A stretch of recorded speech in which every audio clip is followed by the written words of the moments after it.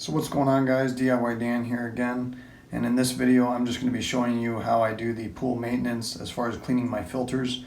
I do this twice a year on my pool. It is a little time consuming, but it is not difficult to do.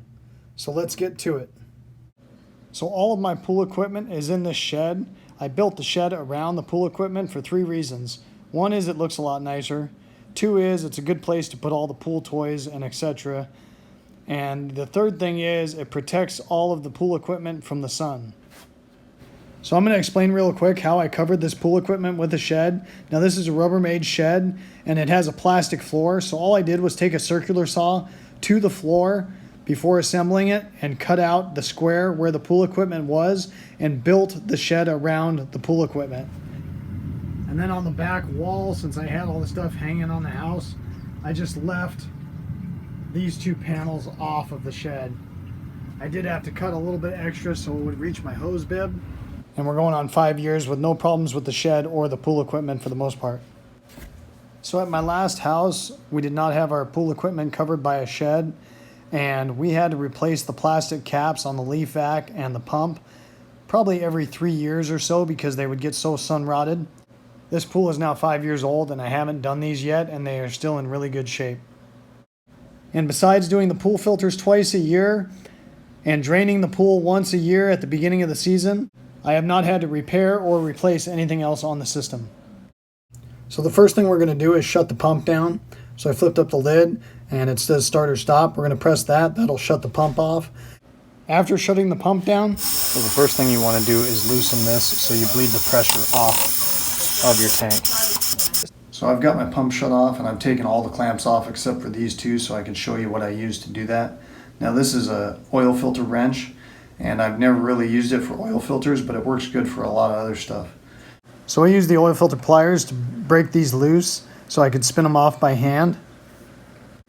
Now once you're spinning these off, they will get tight on you, so you just take a little screwdriver behind them and pry them loose, and then you can spin them the rest of the way off. Once you crack them loose, you should be able to do everything else by hand. Once you've removed all the clamps and most of the air has bled off of the tank, you can go ahead and kind of get something, leverage that off. And you should be able to pull the lid up and off without a problem. It is a little awkward and it can be a little heavy. So as always, guys, I always show you the dumb stuff I do as well. In this case, I forgot to open the lid to drain off the air, so I'm trying to pry it open, and because the air did not have a way to escape, it has produced a vacuum on the tank and is being very difficult to pry open. Now once I realized this, obviously I cracked the bleeder on the top and then it came off without a problem.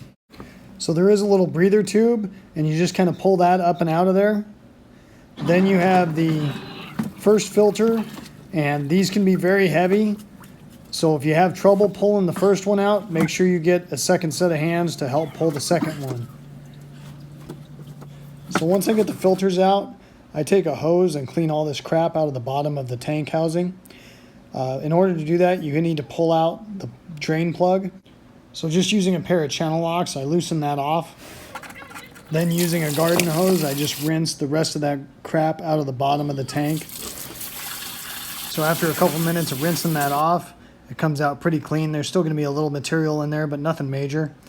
Now you did take off the breather tube and 2 filters. So here is your first filter. There's your secondary, and then that's the breather tube, and that's where those have to go back on when you put it back together. So once I've got that all cleaned out, I go ahead and put my drain plug back in. So this plug does have an O-ring seal. You want to make sure the sealing surface doesn't have any rocks or debris in it. Make sure the O-ring is still on the plug. And then I did use a pair of channel locks, but you don't need to get crazy tight with this because it is plastic and it does use the O-ring to seal it. So I just barely snug it down with the channel locks, and then just take a look at it when you start the pump and make sure it's not leaking. If it is dripping a little bit, you can always tighten it down a little bit more. So I do have an electric pressure washer that I just got not that long ago, so I use that to clean this filter off. However, you could do it with a spray nozzle on a garden hose as well. So I actually have no patience whatsoever, so I had made the kids start this project and get 90% of it off, and then I did the final wash to make sure it was clean. So it is very time consuming to clean these filters. When I used to do it with a garden hose, it would take us probably 45 minutes for each filter. Now we're down to about a half an hour with the pressure washer for each filter. A dolly works well to move these filters around because, again, they are very heavy, especially when they are dirty. So when cleaning both of these filters, I started on the outside, worked my way from the top to the bottom, then went to the inside of the filter and went from the top to the bottom as well. I kept going back and forth from the outside to the inside until the water came out clean coming out the bottom of the filter. So when installing the first filter, you want to make sure this port lines up with the port inside the tank. There is also an arrow on the filter that points towards the outlet pipe to help you line it up as well. So you set that one in there. You can actually feel down underneath and make sure you are on it. And make sure it's pushed down in all the way, which I don't know if you saw that, but it just went down in all the way. Now we'll grab the other one. Same thing with this one. There's a port for that hole as well. And once again, there'll be an arrow pointing to the outlet pipe. And you can feel down in there to make sure you're on it again. And we're pushed down all the way. So there always tends to be a little crap on this little screen, so I always just scrape that off before putting it back into place. A little hole that you have to hit with this. And that just pushes in there like that. So you got your O-ring seal here. Make sure that's nice and smooth all the way around. It's just a rubber. Make sure it's all in good shape and intact and pretty tight against the inside ring here. I'm not aware that this has any real timing. I just make it so my pressure gauge is facing me so I can see it. Besides obviously lining up your locking points.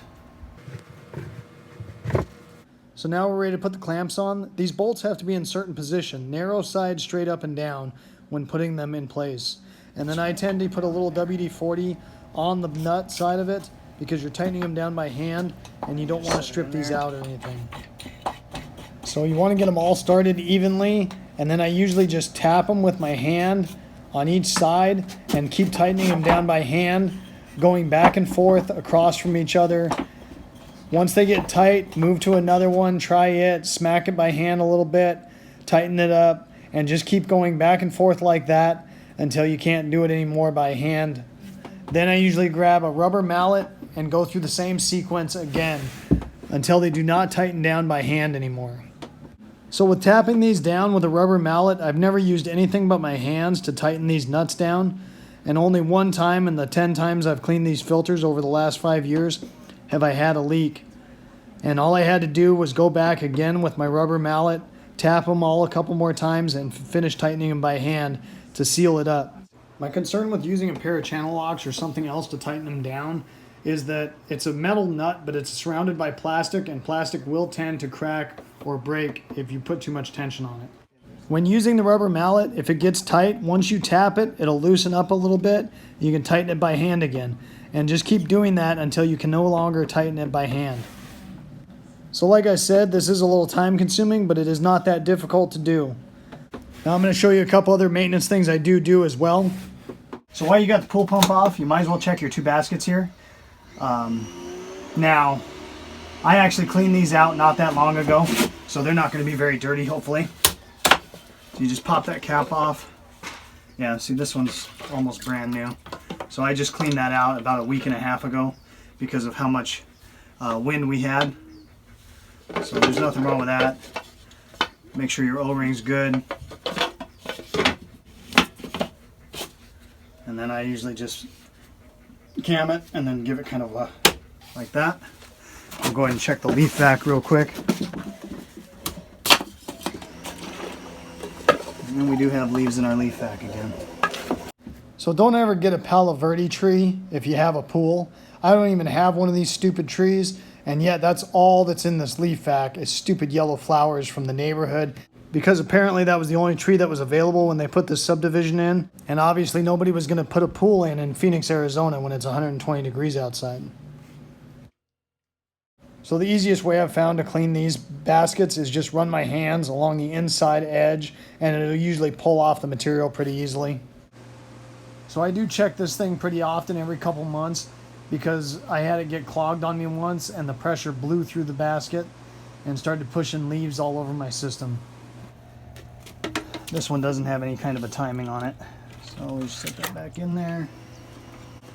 Again, make sure your O-ring's on there. And this cap will come out of here, but put it on there. Give it a couple good whacks on both sides, and we should be able to start this up. So you want to leave your valve open on the top of the tank, and on my pump, it knows when it's been shut down for a while, and you press start and it kicks into a self-priming mode, so it kicks up into high speed automatically. Now speed 2. Make sure, because it will prime and move to a higher setting, you want to make sure we start getting water here pretty quick. So you can see it coming in there, so that's good. Once you know you got water start coming in here, you're going to start building some pressure here. And you're going to leave that open until you bleed all the air out of that and start getting water, and then you can go ahead and shut it down. So you can still see a little bit of air bubbles working its way out of the pool system, but that's not a big deal. Hope you guys got some good information off of this video and it helped you out. If so, please hit like and subscribe to my channel if you haven't already. I've got a lot of other DIYs around the house, mechanical, furniture builds, storage ideas, etc. And as always, guys, I try and give the most information in the least amount of time as possible so I don't waste your time. Hope you guys enjoyed this and hope to see you next time. Have a good one. Later.